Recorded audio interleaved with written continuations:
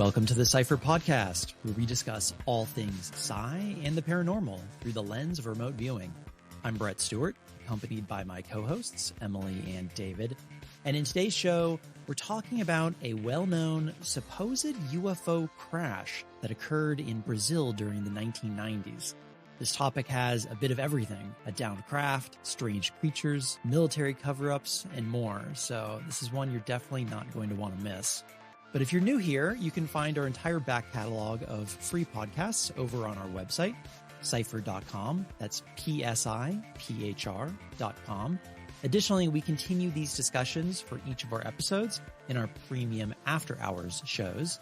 In these, we often dive deeper into the mysteries and share some of our more controversial remote viewing data and personal thoughts. So after listening to this one, definitely head over to our website and sign up for those. But with that, Emily, tell us about this incredibly strange event that happened in South America about 27 years ago. This actually occurred. So this particular topic that we're covering in today's show is something that's obviously occurred many decades ago. However, in recent times, basically in the last 6 months, it's come back into the forefront of the public eye, I think in large part due to James Fox's documentary called Moment of Contact. And if you haven't seen it, all of us have watched it and we highly recommend it. It's a very well done documentary. But it seems like many of the witnesses from the original UFO crash incident have started to break their silence. So initially there was a flurry of interviews and activities.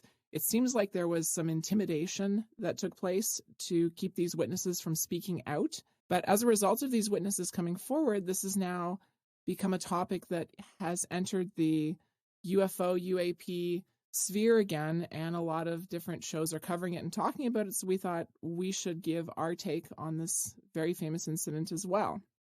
So for those of you who aren't familiar with the Virginia, Brazil crash, it's known as Brazil's Roswell, and there's a actual UFO crash, perhaps several UFO crashes. There are bodies that have been supposedly recovered. There have been sightings of other creatures and cryptids in the area. There's numerous craft spotted in the air subsequent to the original crashes. There's a whole sort of story and narrative that goes along with this crash. It's not just, some stuff crashed, people came and cleaned it up. That certainly did happen, but it seems like there was a protracted period of time, at least 1 or 2 weeks, where there was a flurry of activity, both with the military, civilians, spottings of different cryptids, as well as individuals who had health issues. So it's a whole narrative and a whole story, and I think we're going to get into unpacking that sort of piece by piece. But it took us a while to sort of wrap our heads around it because there's certainly a lot more going on with this story than I'd originally realized. Yeah, even in the remote viewing data, it was pretty interesting because the way it came through was kind of in a timeline, a narrative. And so I was always piecing it together where I was perceiving which part of the event. It's like there was a precursor, an original kind of inciting incident to the story. And then there were elements that occurred after that I was getting. And so keeping it all in order was definitely a challenge, but there was a really interesting narrative here, I think, in the work. And it corroborated with a lot of the well-known information that came out, even in this documentary that you referenced, Emily. I was so surprised at some of the ground evidence and the recounting of the stories by the individuals who experienced it, which matched up with both my data and even David's. So I really enjoyed the documentary. I didn't watch it when it first came out because it's a mainstream UFO documentary and you think, what am I going to learn from this? But it's actually really compelling, all the witness testimony and the new testimony that he's got. And it makes it all the more believable when that guy pulls a gun on him that these people really didn't particularly want to talk about it. And watching that documentary, it really matches up well with the remote viewing data. We almost thought this was going to be a bit of a boring show because our RV data is just like, yep, that's what happened, right? But I think as we've gone through it and reconstructed this, we've filled in a few blanks and we've been able to expand the story beyond what the eyewitness testimony says. Yeah, so I think perhaps a good place to start here is from the top. which is the actual site and is the data that I began with in my remote viewing session where it started. And so I'm going to begin with the crash site itself. And in my very first remote viewing session, that's exactly what I described this as. It was kind of funny because I was writing down in my pen and paper RV session that this really reminds me of the Roswell UFO crash site. So I'm going to describe the summary here. The site reminds me of a rural location with several dirt roads in the area. It's a Saturday. For some reason, I thought that was important. And it was funny. Just last night, I was like, I should go look up and see if this event actually happened on a Saturday. And it was January 20th, 1996 that this occurred, which happens to be a Saturday.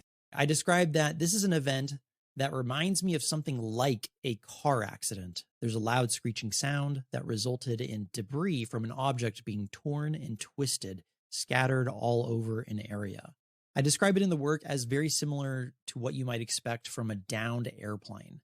The location itself, though, I described as very much like an open grass field. There were some forested elements kind of maybe along the ridges, but this was definitely in a kind of backwater type environment is how I described it. Kind of farm fields, not a lot of buildings, dirt roads, kind of grazing farmland and outback is the way I described it. We're going to get into some of the people there, and I picked up on those individuals. But those that ended up at the site after the crash, they felt like the whole place was surreal. Like they couldn't believe what they were seeing with their own two eyes. So I think that kind of sets the stage for where I entered the site. Was this debris-filled field of some aerial object coming down in a rather catastrophic way? That reminds me of the guy they take in the documentary who was like the first on scene. He saw the craft going over the road, or so he says, and he went to find it. And when they finally managed to relocate the crash site all these years later, it was the first time this guy had been back, and he was in tears. It's amazing. It must have had such a impact on him at the time that he experienced that he's just overwhelmed revisiting that place and reawakening all that.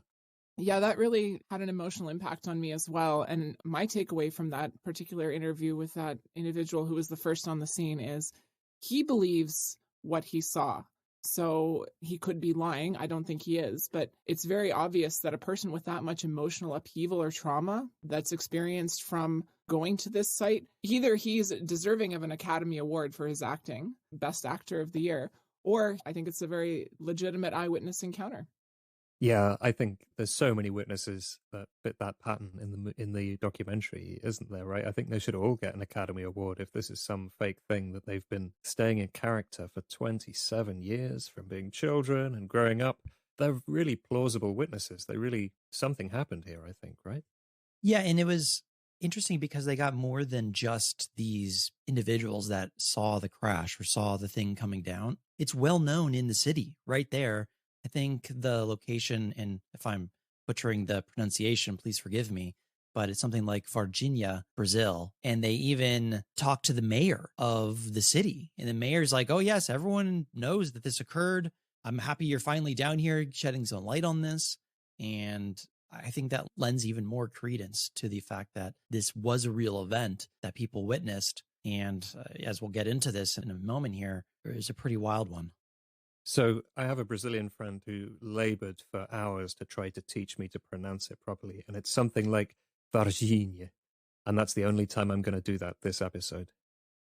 So just to paint a picture of what we think actually occurred at the site. So after the crash, the first individual on scene was a civilian who is interviewed in the film we mentioned. And then immediately after that, it looks like the Brazilian military responded and arrived on scene next. And I know both you, David, and Brett have data in your sessions about this military response. There was a central figure involved in the response, and that came through very clearly in both your RV sessions. David, did you want to start us off with what you got as it relates to the military response from the Brazilian government? Because there's other military responses we'll get into later. Yeah, it's before I get into the data, it's interesting to note that the military turned up super quickly. Like they were expecting this. I watched a documentary on the Sci-Fi Channel. This had Nick Pope, who's a UK MOD guy, who claimed that NORAD had tipped off the Brazilian authorities that this was going on.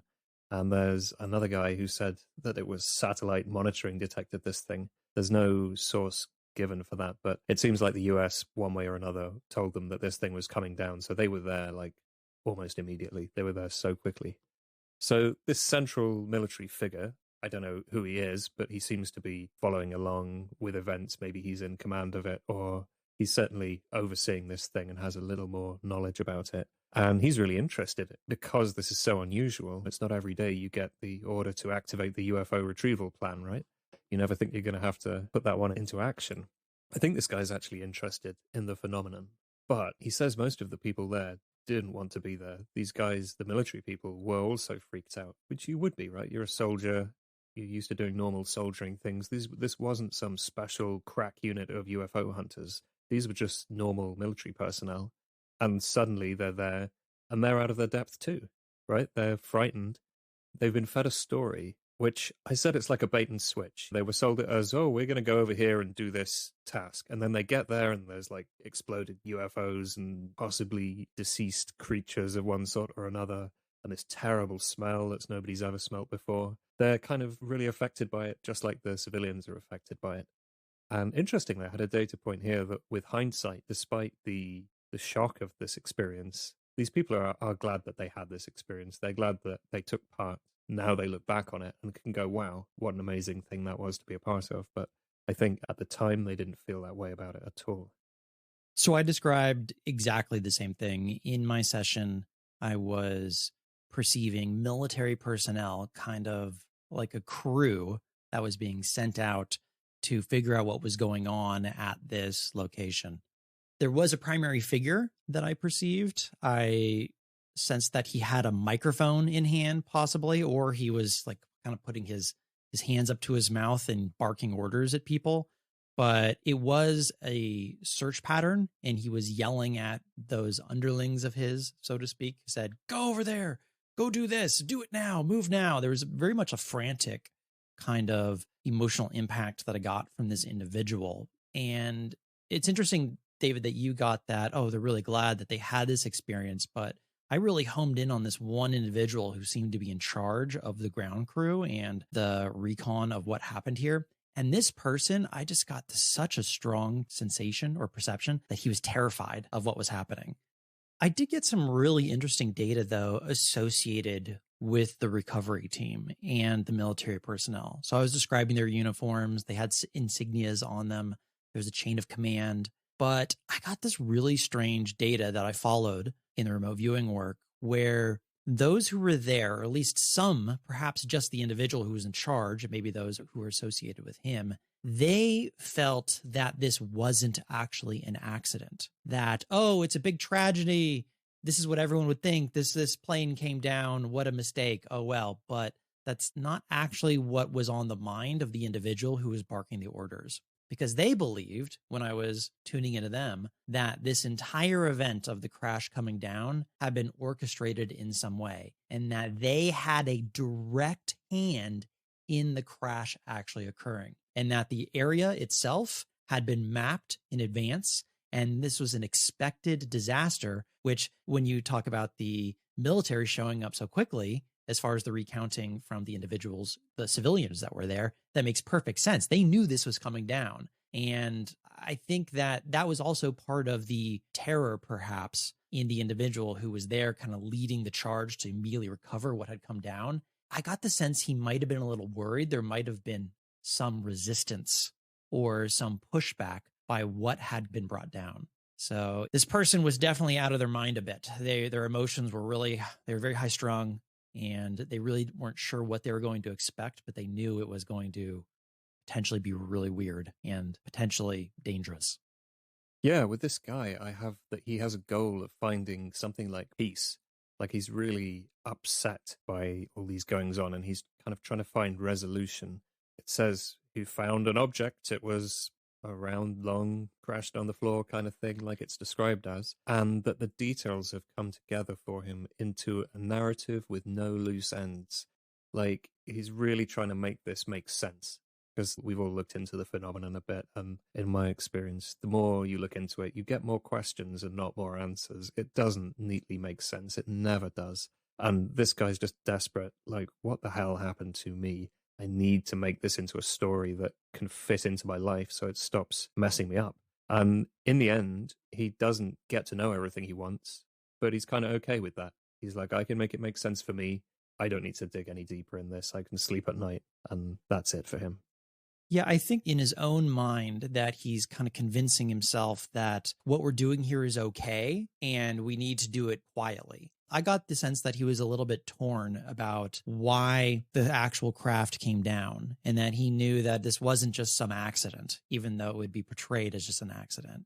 So he's kind of conflicted about his response. Like, oh, what we brought down, are they going to know that we brought them down, perhaps, or that this was not an accident? Should we expect resistance? Is there going to be something that we're going to have to fight? Like, I was getting this idea repeating in his mind over and over again as he was there. It's like, are we going to be under attack when we get to the site?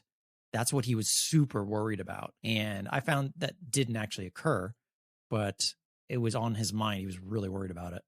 So now that we have a good sense of what the scene of the crash looked like, what was the initial response and activity there, I'd like to shift the conversation over to alien beings. There were numerous alien beings that were witnessed by inhabitants of the town. There were alien beings that were apparently or purportedly captured by the military. And then there were some alien beings that were not captured that would fall under the category of strange cryptids. And I'd like to get into all three of those categories. I know that, Brett, you had a bunch of data on that. Did you want to get us started on describing what you saw with respect to the captured beings? So something funny about the very first RV session that I got is, obviously, if I'm remote viewing something, it's like, oh, I have this crash coming down. It looks like a UFO, and there are these beings inside of it that I was perceiving have big eyes and a big head and kind of these long, lanky arms. I just immediately am like, okay, am I like a million miles off target here? Am I just in imagination land? Because what I was perceiving as the occupants of this craft was just your completely stereotypical gray alien type life form. And my unconscious mind had a little bit of, felt it was a little humorous. And so I'm like, okay, maybe this is all noise. And let me get back to this crash, because that felt much more grounded or down to earth to me. So I have a grounded vehicle from the sky. But I was perceiving these non-human life forms, and I drew this picture of two of them that had a giant, typical kind of almond-shaped head, big eyes. But it's like one of them was holding a little baby, and the other one had a leash of like a little dog. And it was this just almost humorous depiction of the occupants of this vehicle, perhaps because it was so clear that I was dealing with a UFO crash. Yeah, when I first saw that, I was like, oh, look, Brett's drawn a picture of a gray alien family going on a summer vacation that ended in a car breakdown, something like that. Yeah, it was really weird. So I had two very specific beings associated with the crash site, which, funny enough, actually matches in the story of the eyewitnesses in the town. There were two different beings that looked like, I think the skin wasn't gray from what I remember in the actual recounting, but they looked like gray aliens. Your standard gray alien is what people saw. The skin was a kind of brown color and reportedly very oily. The eyes were red and not black, and they had three sort of lumps or horns on top of their head. So they had similarities to the grey alien image, but they're quite distinctive. And I think a couple of the witnesses also mentioned the eyes being really odd. Yeah, so the general shape matches, but the finer details were different, which is pretty interesting. So it wasn't your classic had a Hollywood gray alien. It was something a bit kind of one-off from that, like a different version of them. So anyway, that's what I perceived at the craft, or at least associated with the crash. Now, I think I'm going to get into this a little bit more in after hours, but I actually followed back these creatures, for lack of a better word, to their origin and what it was like before this event occurred. There was another thing actually I discovered on the craft as well, in the crash site itself, is that I did find a deceased creature as well. And there's something unique about these creatures, though. And again, more of this I'm going to go into detail because it's super woo and non-feedbackable in after hours. But I don't think that these were traditional life forms, organisms like we would think of it. Is that there was something somewhat artificial about these life forms that it's funny because even in the documentary, the eyewitnesses, I think it was 3 girls who saw one of these curled up next to a fence, and they saw it kind of huddled, like it looked like it was shivering, and like it was having heat exposure or something like that. And there was this terrible smell around it, but they saw it within 5 feet of them, and then they just ran screaming. But they described that its skin, not only was the color kind of this brownish hue, but it almost looked plastic. They said it's like it almost looked like their skin looked made to be of silicone. And I perceived that in the session, that there was something about their demeanor or their makeup that felt silicone to me, which was in a way artificial. So it's not to say that this wasn't actually a type of life, but it may not be life as we know it. They knew the big picture. They were unhurried. They felt they have a very strong position. They're not worried about unknown unknowns. So it was sort of coming from a place of really superior knowledge, but there was no sense of ego about it at all. It was a knowing that they are well equipped and completely informed, and they can kind of come and do whatever they like. I think failure wasn't something that crossed their mind, unfortunately for them.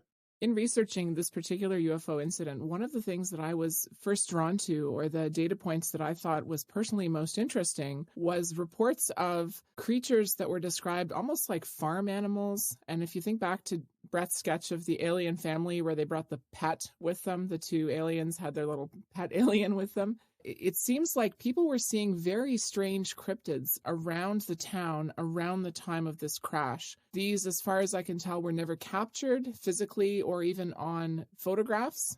So I think there's a really interesting explanation for this that, Brett, you uncovered in your session, and I haven't seen it anywhere else on the internet in terms of other people's research. I think it explains the farm animal cryptid sort of sightings very well, potentially.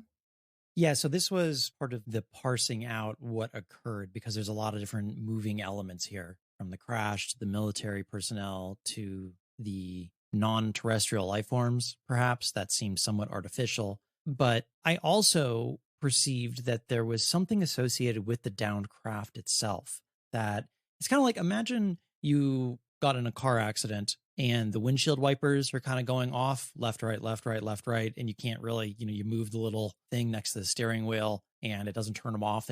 They're broken. Well, I perceived that there was something associated with the downed craft itself that had kind of gone haywire, that it was just turned on and it wasn't really turning off. So obviously all the debris was removed and the site was scoured over by the military and all that evidence was removed from the scene. But right after the crash, something seemed to have been activated on the craft that was causing really strange electrical phenomenon in the area that was associated with holographic visuals being displayed in the area around the crash site. And I looked into this a little bit further. And I was like, well, what is this associated with? And what I was getting is that there's a function or a capability of the craft itself to be able to create these projections out in space, so out on the landscape or around it, of making it seem like there's something there when it's not really there. And what I got was that this was a way for those in the craft to interact with their environment without actually coming out of the vehicle and shaking their hands, their alien hands, with whatever is down there. And so they could create these holographic images of themselves or other things and then interact with the environment that way. And I perceived that that aspect of the ship, for lack of a better word, was malfunctioning. And it was creating all sorts of things around in the local area, which may explain what all these strange sightings of these really weird creatures that I think you said in your research when you were talking to me about this, Emily, that some of them just seemed kind of like dumb farm animals, like they didn't have any direction. And for me, it's like it was like a puppet without a puppet master is the way I was perceiving this stuff. That's right. And I think that's where the idea that maybe they were like the farm animal barn crashed came from, because the experiences that individuals had when they reported seeing these things, it seemed like there's no way this type of a aimless, sort of hapless being would have the ability to pilot a craft. So there's this quote from Stanton Friedman, who looked into this a great deal. and for some reason never published his findings, and there's a conspiracy theory for another day. But he said the description of the creatures, talking about these things with the red eyes and the horns and stuff, the creatures that people really did interact with that were physically there, he said the description of the creatures makes it sound much more like they were cargo than crew. Their reactions did not imply particularly high intelligence. And I think, Brett, you have a data point that may indicate why the creatures, the real physical creatures that were discovered, might have been not capable of piloting the craft, or that this might be accurate, right? Well, what I saw inside the craft is there was a life form that was already dead. I went to the controls of the vehicle right before the incident occurred, and there was a body, a life form, sitting in a chair that seemed to be some sort of operating position of the vehicle, but it was already deceased. And so I think that the creatures that were experienced on the ground in a way were like the cargo, the gray like looking aliens, but the one that was responsible for actually piloting the ship wasn't around. And I suspect that that may be one of the reasons why the vehicle came down into our airspace so nonchalantly, is because there was no one at the helm. Is that this thing was kind of like on autopilot. It was slowly coming down. I don't know, maybe it was going to land peacefully on its own until some other group decided something different. Yeah, I got a bit of data which backs that up, which is describing how there was kind of a confluence of events that were cyclical, and what it looks like this is describing is something like an orbit. So I think perhaps this craft was just there, sat in orbit, doing nothing, and maybe it was people on the ground who knew that it was going to come past at a certain time in a certain place, and they were there ready for it and watching. Well, it wasn't doing nothing. I'll have more to say about that maybe in after hours. David, my research backs up exactly what you just said, in that it seems like NORAD was actually tracking this object and tracking its disintegrating orbit, and gave the Brazilian military a heads up, like, hey, we're tracking its trajectory. And interestingly enough, if this thing is in a polar orbit, so it's coming down, you picture coming down through the middle of North America, and it's descending and it's going to crash in Brazil, it may have been preferred to intentionally crash it down over land as opposed to let it continue on into the ocean. Its trajectory would have taken it into the ocean and perhaps over the Antarctic, where there was a fear that maybe Russian or other interests might actually capture it first. So this may have been a way of get it down in friendly territory prior to it disappearing out of our reach. Yeah, I actually looked at the origin of the debris at the site. So the initial impact that occurred with the vehicle, and it was not with the ground. The origin of the debris was not the crash. The origin of the debris actually was a mid-air collision from a surface-to-air missile. And this is why I think the Brazilian, if it wasn't the Brazilian military, it was definitely some sort of militaristic group that was tracking this.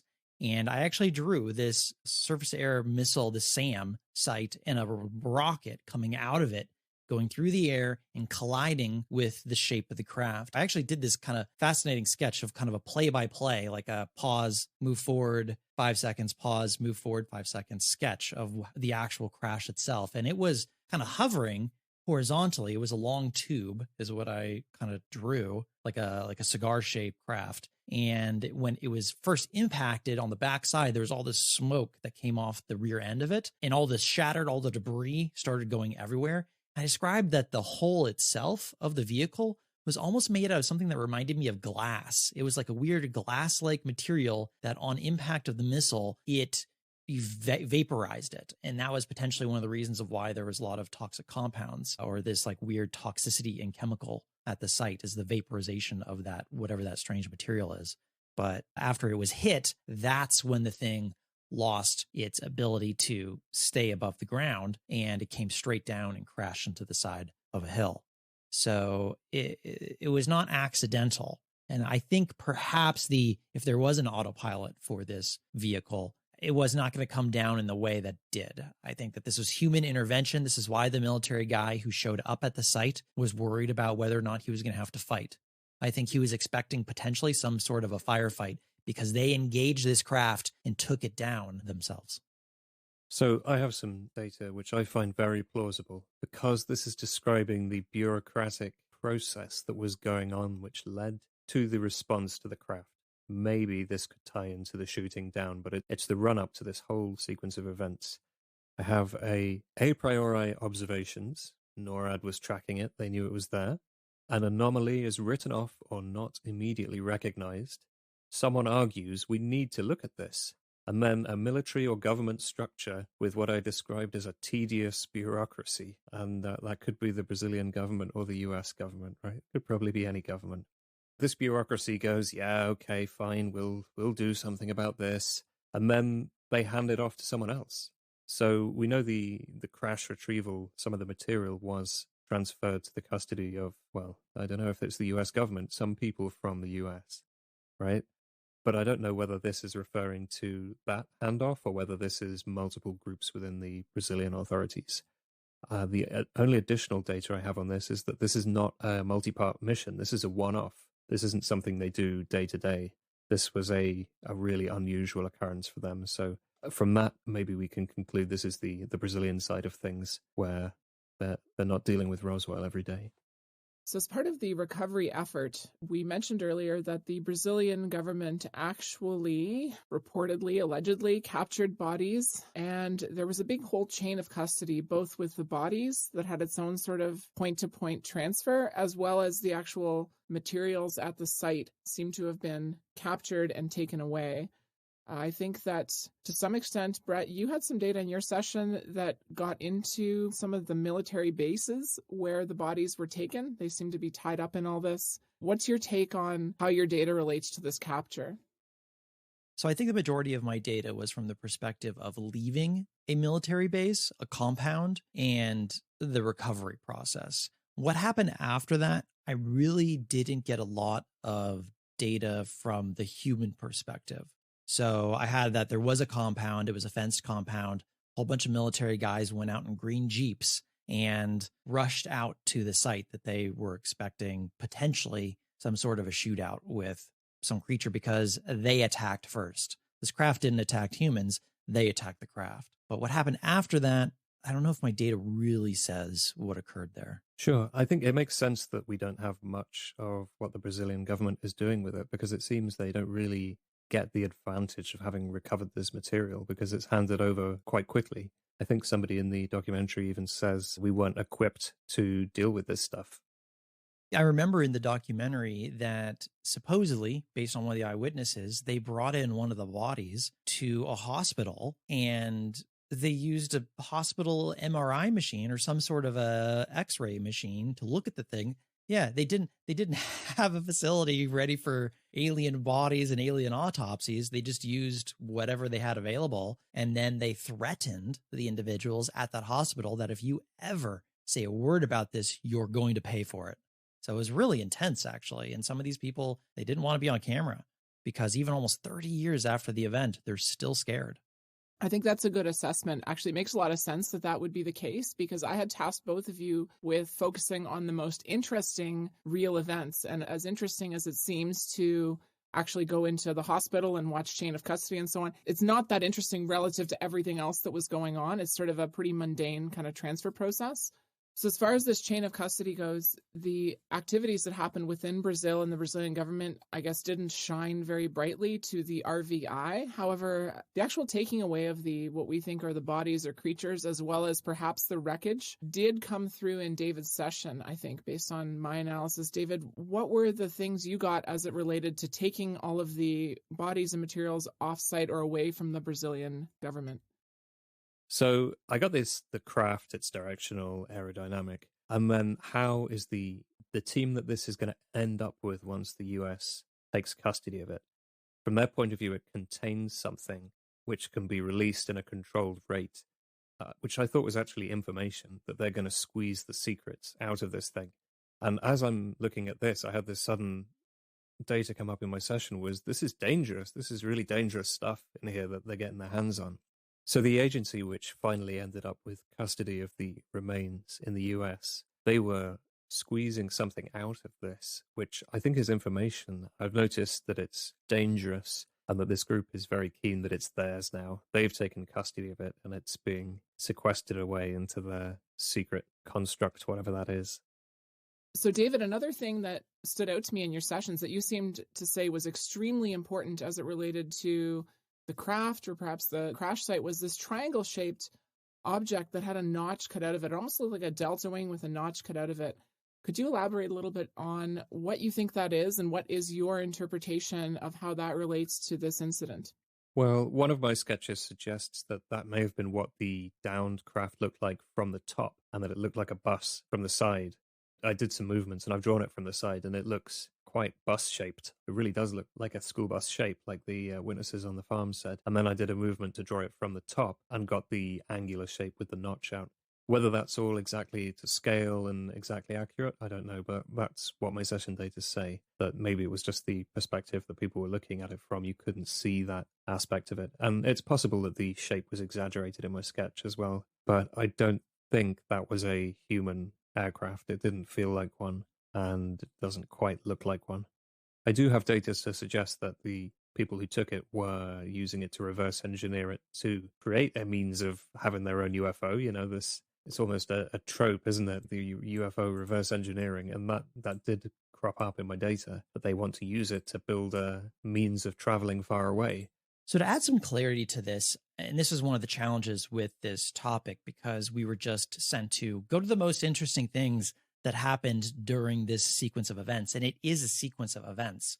There was a crash, there was a military response, there was then everything that happened, like the recovery of the crashed vehicle, the bodies, there were apparent life forms that were still alive that were walking away from the crash that the military ended up snagging and catching and taking away. But I got the idea, you were describing, David, that there's this other craft that's kind of like a notch and much more angular in shape. I got that exact same thing in my session, except mine came out of order. And it was very specific in the data that this is happening after the main event, that there was a precursor event, which is the crash. And then here we are now with another aerial vehicle that looked much, much different than the first one. The first one that went down to me looked like, kind of like you described, it's like a school bus. It's more of like this long kind of cigar shaped thing that came down. This second craft I described was way up in the sky, and it had, for lack of a better word, stealth mode engaged. Is that it was not visible to not only the human eye, but any sort of like technological detection. It was invisible. And I drew this a very angular shape. It had a flat bottom with all these very sharp angular ridges on the top of it. Now I only saw it from the side, so I didn't see from the top. But coming from this second craft, and I think this may have been a week or so, perhaps, is what my sense is after the original event of when this craft showed up, is that something came out of this. So think of it as kind of like a mothership, and it's sending something down to the ground to go look and search for something. And this one I described was a gyro. There's no occupants in this one. This is just a device. It's a machine, and it has these really wild G-forces associated with it. It's circular. It's really bright. It has these kind of grid patterns on it that are spiraling outwards, and it's going back and forth over an area scouting for something. So I think this means simplistically is there was a crash of a craft. At a later point, another one showed up, and it used this external detection device which looked like a saucer UFO. I don't know what they were looking for, but my assumption is it's probably the occupants of the original vehicle. That actually makes much more sense of my data, because I moved myself to go above and look from above. So if this thing is up in orbit, hiding somewhere above the scene, if we take that interpretation of my data, then this mothership thing was there already, because I've jumped from the school bus to that angular shape. But it did seem odd that the craft would look like a bus from one side and a delta wing from above. So it could just be displacement in my data. You know, I could be mixing up times, but the idea that that's above does make some more sense of it for me. Yeah, it's just that we have multiple crafts involved, and there's just a lot of moving pieces here. Yeah, I also got the idea with the craft that there was a tether, like a link back to somewhere else, maybe even fly by wire, although that may be over extrapolating. So I think this is pretty consistent with what you've got. So my interpretation of what you're describing here is it ties back to the individuals who, subsequent to the original crash, reported seeing UFOs or spinning disc UFOs hovering over the city And they very clearly described that these things were hovering and moving in what seemed to be a very systematic grid pattern. It wasn't just random zipping around. It wasn't an appearance and then a disappearance. It seemed to be very deliberate and very systematic, almost like a UFO search party. I think that feedback is very nicely tying in both of your session data as it relates to this. Yeah, I think that whoever was associated with this downed vehicle, whatever agency or group, they had a lifeboat come later looking for him. And I believe at that point, all the occupants in the craft itself were already gone. So they were on the trail, perhaps, of finding their missing crew or missing individuals. But I believe they had already been relocated probably by that point. And even in the documentary, it happened pretty quick because the bodies, once they were captured, the alive creatures were captured. They were at a hospital at one point. Then they moved to one military base. Then they moved to another military base further inland. And then almost immediately after that, in the documentary, they described that someone with a call sign from the United States Air Force, they landed in Brazil, went off in 2 helicopter planes, came back, and then flew away, all in the span of like a night. So I think it was pretty efficient and pretty quick as far as the cleanup crew for a downed extraterrestrial craft was concerned. Yeah, there's testimony from the air traffic controller that they get out the helicopter, they take the box out, put it into their big plane and go. And that's the last we ever see. So in addition to the feedbackable information, the 2 things from our sessions that surprised me the most, and these are things that I didn't see in doing my research for this topic out there in the space that anyone else had uncovered, because I think this is information that's only really available or understandable through remote viewing. But I think the piece that Brett got in terms of the holographic malfunctioning of the craft and the explanation of the cryptids was really very fascinating. That was my number one thing that we uncovered that kind of surprised me. But it's definitely just our interpretation of the data. Because it isn't feedbackable, there's not much we can really tie it to. And then the other piece was this craft that seemed to be associated with the search pattern that the UFOs did after the fact. So there's this sort of triangular shaped mothership that's kind of coordinating the efforts. I didn't hear that from any other witnesses or any other sources. And I think our interpretation of that is very interesting and lends some additional dynamics to this case. I think something that wasn't in the documentary that only was really possible by remote viewing it was also why the craft itself came down in the first place. What was this craft doing? Now, the mission for that craft, we're going to talk about in After Hours. What was it even doing in orbit before it seemed to come out of orbit? But the fact that this did not